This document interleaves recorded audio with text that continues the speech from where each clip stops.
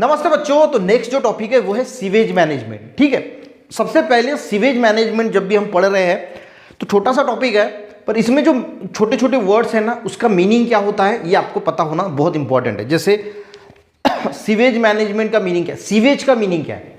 देखिए, waste water अलग है और सीवेज वाटर, वेस्ट वाटर हम इंडस्ट्री से जो निकलता है उसको भी बोला जाता है वेस्ट वाटर, पर सीवेज का मीनिंग क्या होता है। सीवेज का मीनिंग होता है जो हमारे घरों से जो टॉयलेट वेस्ट निकलता है, टॉयलेट का जो पानी निकलता है जो गटर में जाता है, ठीक है, तो जो गटर का पानी होता है उसको बोला जाता है सीवेज। ठीक है, तो इसको हमने कैसे मैनेज करना है। अब सीवेज वाटर की अगर हम बात करें तो उसमें बहुत सारे अलग अलग प्रकार के बैक्टीरिया प्रेजेंट होते हैं जिसकी वजह से अलग अलग प्रकार के डिसीज होते हैं। वो सॉइल का भी पोल्यूशन करते हैं, सारा पोल्यूशन करने के लिए वो काफ़ी होते हैं, डिसीज स्प्रेड करने के लिए काफ़ी होते हैं। तो इसको कंट्रोल करने के लिए इस पर पहले ट्रीटमेंट की जाती है, प्रोसेस की जाती है। देखिए, प्रोसेस करने के लिए अलग अलग प्रकार की चीज़ें की जाती है। सीवेज एक जगह पे ला जाया जाता है, माइक्रोब्स कुछ उसमें डाले जाते हैं, कुछ फिल्ट्रेशन प्रोसेस भी की जाती है, ठीक है, क्लोरीनेशन प्रोसेस भी की जाती है। तो वहाँ पे जो सेटल हो जाता है ना चीज़, जो सेटल हो जाती है, इससे फर्टिलाइजर भी बनाया जाता है। ऊपर का पानी फिर कहीं पे छोड़ा जाता है, ठीक है, वो फिल्टर करके। ठीक है, पढ़ेंगे अच्छी तरीके से समझ में आएगा। देखिए, इन विलेज यानी गांव में क्या होता है, डोमेस्टिक सीवेज, डोमेस्टिक जो सीवेज होता है is dispose of either near by soil, तो कहीं पे अगर सॉइल वगैरह है वहीं पे छोड़ देते हैं, और यूज़ किया जाता है बायोगैस प्लांट में। आपको बायोगैस प्लांट हमने पढ़ाया है मैंने, जहाँ से मीथेन वगैरह रिलीज होता है तो वो फिर यूज़ किया जाता है।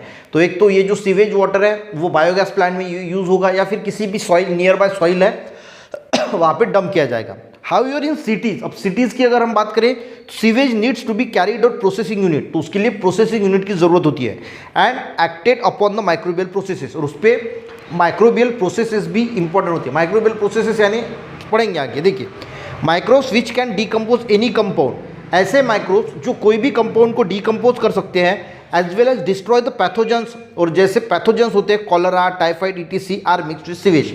तो सीवेज है तो सीवेज में सबसे पहले ये माइक्रोब्स जो है वो डाले जाएंगे, ऐसे माइक्रोब्स डाले जाएंगे जो हर प्रकार का कंपाउंड को, हर प्रकार के कंपाउंड को डीकम्पोज कर सकते हैं, और जो उसमें पैथोजेंस हैं जैसे कॉलरा के है, टाइफाइड के है, उनको मारना भी चाहिए, क्योंकि सीवेज की वजह से डिसीज ज़्यादा स्प्रेड होते हैं तो उनको मारने का काम करता है। They release methane and CO2 by decomposition of carbon compound present, और उसकी वजह से यहाँ से CO2 और मीथेन जो है वो रिलीज होगा। ठीक है, अब देखिए, phenol oxidising bacteria, phenol oxidising bacteria का मीनिंग क्या होता है। फिनॉल ऑक्सीडाइजिंग यानी ऐसे micro organism that break toxic chemicals, phenol oxidising bacteria यानी जो टॉक्सिक केमिकल्स है उनको जो ब्रेक करते हैं, ऐसे जो माइक्रो ऑर्गेनिजम्स है decompose the xenobiotic chemicals present in sewage.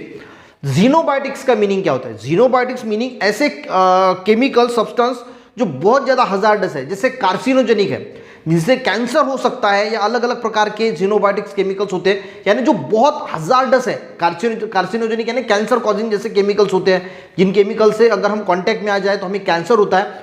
तो ऐसे केमिकल्स को भी वो माइक्रो ऑर्गेनिज्म जो वो ब्रेक करते हैं, टॉक्सिक सब्सटेंस को ब्रेक करते हैं, यानी फिनॉल ऑक्सीडाइजिंग बैक्टीरिया यानी ऐसे माइक्रो ऑर्गेनिज्म जो टॉक्सिक सब्सटेंस को भी ब्रेक करते हैं, जिनका कन्वर्जन दूसरे किसी नॉन टॉक्सिक सब्सटेंस में करते हैं, उसको डीकम्पोज करते हैं the xenobiotic chemicals present in the sewage. यानी सीवेज के अंदर जो भी जीनोबायोटिक केमिकल्स है उनको ब्रेक करने के लिए, उनको टॉक्सिसिटी से हटाने के लिए वहाँ पे फिनॉल ऑक्सीडाइजिंग बैक्टीरिया का जो है वो इस्तेमाल किया जाता है।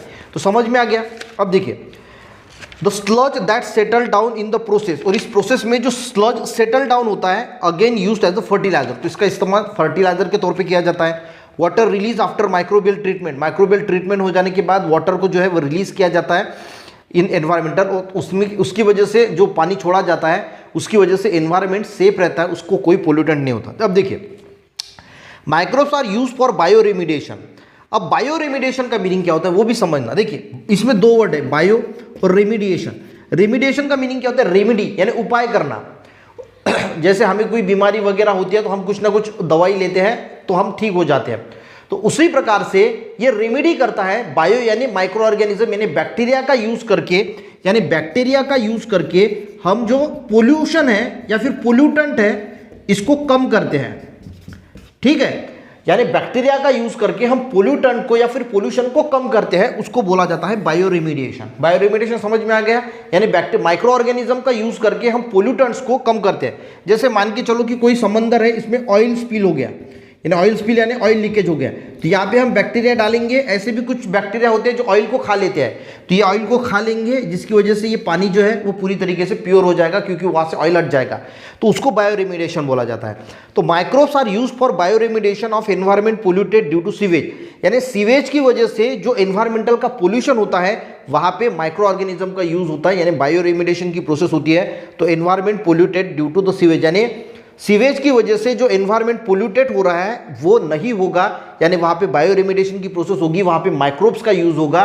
तो माइक्रोब्स का यूज होगा, यानी बायोरेमिडिएशन की प्रोसेस होने की वजह से एनवायरमेंट पोल्यूटेड नहीं होगा, जो सीवेज की वजह से हो रहा है। तो आई थिंक आपको ये इसके अंदर जो छोटे छोटे कंसेप्ट हैं, तो जो जैसे जीनोबायोटिक्स क्या है, बायोरेमिडिएशन क्या है, तो ये समझ में आ गया होगा। सीवेज क्या है, ठीक है, उसी के साथ कौन सा वर्ड था, फिनॉल ऑक्सीडाइजिंग बैक्टीरिया क्या है, तो ये आई थिंक आपको समझ में आ गया। ये छोटी छोटी बातें सीखने जैसी होती है, ठीक है।